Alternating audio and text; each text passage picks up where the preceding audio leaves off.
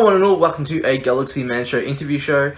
So for my very next guest of today is this incredible singer and songwriter, Australian singer and songwriter known by the name of Elle of Mccarney. So I'm about to add Elle into the live now to have a chat with Elle about her incredible music. So yeah, let's add Elle in and have a chat with Elle. Hey, Hi Elle, how's it going? good. How are you? Yeah, really good, thanks. I just want to say That's first good. up, thank you so much for taking the time to join my show today. It's such a pleasure having you on. Uh, to people that don't know who you are, Ali, if you can give like a bit Yeah. of backstory about yourself, and then we'll dive right into the questions. Yeah. So my name is Elle Mccarney. My real name is actually Eleanor, and I hate it, so it's Elle. Um, and I am born in England. I live in Australia, and I'm a singer-songwriter. Awesome. So we'll dive right into the very first question now, Ali. Mhm. So with my very first question, so you've created incredible numerous songs. With the very Thank you. first song I'm going to name is Time Moves. What was it Yep. like coming up with the idea of wanting to create Time Moves, and what's the whole meaning behind Time Moves? I wrote it because, and like the first lyric or the first kind of verse of the song, is I remember when time moved so slow and all my tears were made of solid gold. And it's kind of because when we were young, like we just thought we had everything. Like when I mean young, like I'm only 22, so I still am young, but like I mean, like when you were 7 years old, you'd be just nothing really mattered. And then you hit to a certain age and everything is a bit more precious and you don't really want to waste it. Um, and then the main song is about how you could run away from your problems, you can go to a different place and you could be a different person, but you'll always still have the same mindset of you. Like you can never really truly get away from yourself. So that's mainly what the song is about, that everything is so precious now and you need to just take time to appreciate it and just go on with your life as you would with a clear mindset.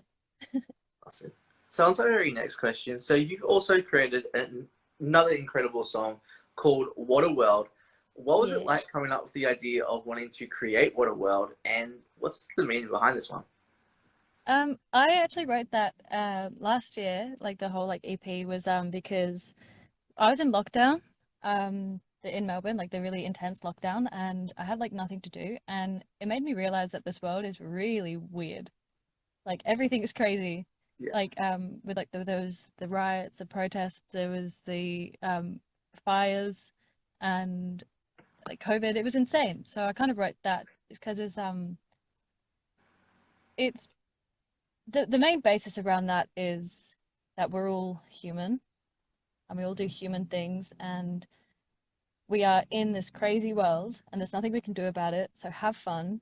Um, and there was one song in there, I forgot what it was. I think it's So Long, on the EP, and it's pretty much. I'm not really a political person. I don't really know what is happening, Yeah. but it's about how there is some sort of mistrust between us and government like figures. And that's kind of what it was because I wrote it around COVID and it was very much like what is happening, what is going on. And I wrote that. So that's the main reason because we're in a weird world and it's Yes, we are. strange. Yeah. Awesome. So on to our very next question. So you've also created another incredible EP song called I'll Be There. Uh, what was Yeah. it like coming up with the idea of wanting to create this song, and what's the meaning behind this one? This one's a sad one, dude. Like I cried heaps when I was writing it. It's kind of like had to be done. It was like therapy. Um, a family member of mine passed away in England and we couldn't go over to see our family. We had to do like a live stream funeral, and it was intense. It was like watching a movie, and it was just very weird.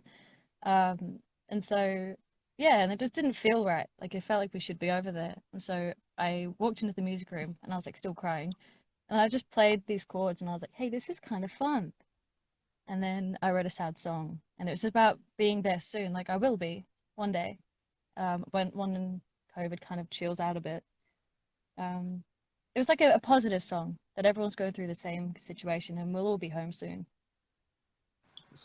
Well, I'm sorry to hear about that, by the way. Oh, Like, that's okay. I have to say, by the way, your songs that we've mentioned so far, you like your vocal ranges, your talent. You have such a gift, Ali. You really do. Thank you. For people that haven't seen Ali's, like heard Ali's songs, definitely go check out Ali's songs because Do it. she has the talent and gift. And yeah, you should be on like radio or something. And yeah, it's your gift is Thank truly you. sensational. So there you Thank go. you. I will be one day. I will Yeah. be. You just wait. Awesome. So on to our very next question. So you've Mhm. also created another EP song called No One's Out to Get You. What was it like coming up with the idea of creating this song and what's the meaning behind this one? Yeah. Um, the creation of this one was I was going through a loop pedal that I have, and I used to try and do like vocal loops and stuff like that just to suss it out.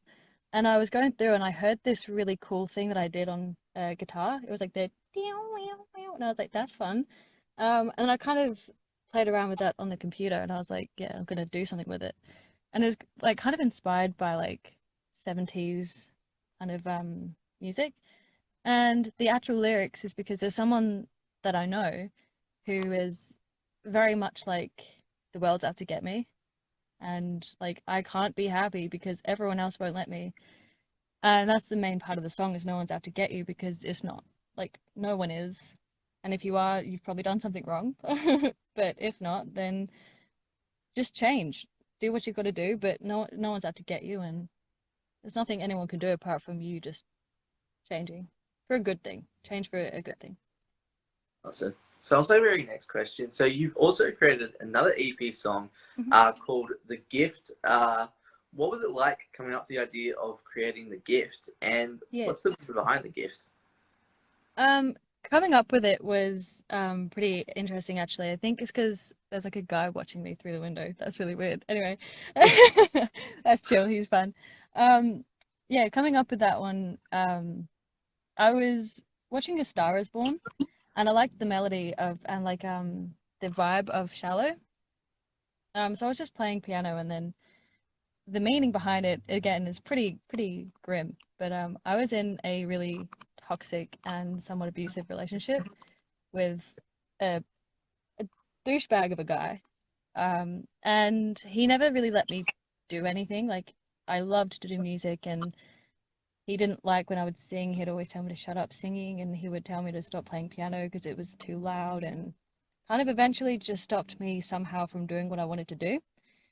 So I broke up with him because I'm cool, and I did. And so I broke up with him, and I wrote that song, and that was the first song that I had written in ages because I was with someone who didn't let me like do my creative stuff that I have to do, and I wrote that. And the main thing is because it's a gift, like what I've got, and it needs to be kind of shown, whether if people listen to it or not. Like it is something that I want to do, and I wrap up all this stuff that I've gone through in a little box, and I just put it away to save for a rainy day or never even look back on. So yeah. So on to our very next question. So what made you decide as a person and especially like as an artist standpoint that you wanted to get into music in the first place? Yeah. Um, I've always been doing something with music. Like I've always been singing, making melodies. I remember writing songs about breakups and heartbreaks when I'd never even gone through it before. Like I've always just been writing and singing and seeing people on stage was what I wanted to do. And I would see people like, having fun and doing what they got to do and touring and seeing like their fans and I thought like that's insane and I want that. That's what I want. And then I just kind of did it. I just kept going and like it's come to this point now where I realize that I do have to do it and I have to do something to get there. I can't just wait for it to come to me. So I was like, I'll do something. I've got it. And yeah. And also like my parents and my family have been super supportive and they're all musicians like with my Irish background. Like they've always played music and singing and instruments and so it's kind of just there. It's always been around.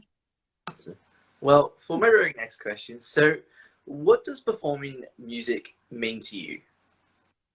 It means a lot.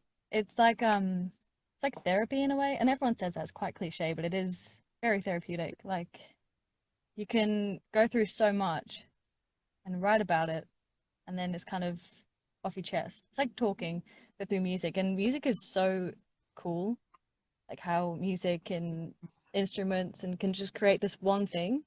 Um, and it's just, if it wasn't for music, I don't know what I would be doing. Like and everyone says that, and it's true. Like we don't know what we would be doing. So that's kind of the main thing about music is it's just always there for me. So on to our very next question. So if you could work with any top three music artists in the music industry, who would they be and why? I love this question. I would work with Post Malone because I think he is the most coolest dude ever. He is so talented, and I don't think people understand how talented this dude is. Like, he's insane. He could do anything, and I would be like, yeah, cool, you did it. Next one would be Lady Gaga because she's again so talented. She's super strong, an amazing woman.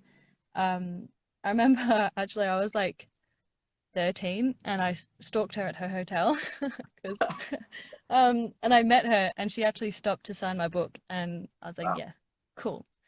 You're forever in my heart. And then the third one would be Stevie Nicks again because she's so talented and cool and amazing. Same reason for Lady Gaga, but I didn't stalk Stevie Nicks. Well, I did, but I didn't find her. Yeah, awesome. But So yeah, it'll be those three for sure. yes, well, I love those choices. Those choices are amazing. So Thank you. you're very welcome. So on to my very next question. So what have you learned about yourself, like as a person, and especially as an artist, like during COVID? hmm Um, the main thing is that no one actually cares what you do, and you shouldn't be overthinking too much. I still overthink for sure, but it's really not that big of a deal. Like, if you like the song, that's all you got to do. Just put it out, and if people want to listen to it, they can listen to it. If they don't like it, they don't have to. And the biggest thing for me is to just, like Shia LaBeouf says, like just do it and not have to care. And because we're all in the same situation, we're all humans, like I said. So just be true to yourself, and that's like the main thing you can ever do. And yeah, So on to our very next question. So what are like the positive and negatives into the whole creating your music, and how do you get through those like negative moments as an artist? um, there's heaps of positives to it, like the creative freedom, the therapeutic side of it, the people who contact you about the music that you like you, like this is positive, like I love this, this is so much fun. Um, and then the negatives would be that it's at the moment a very disposable industry, and because there's so much, like there's so many ways to get music out there.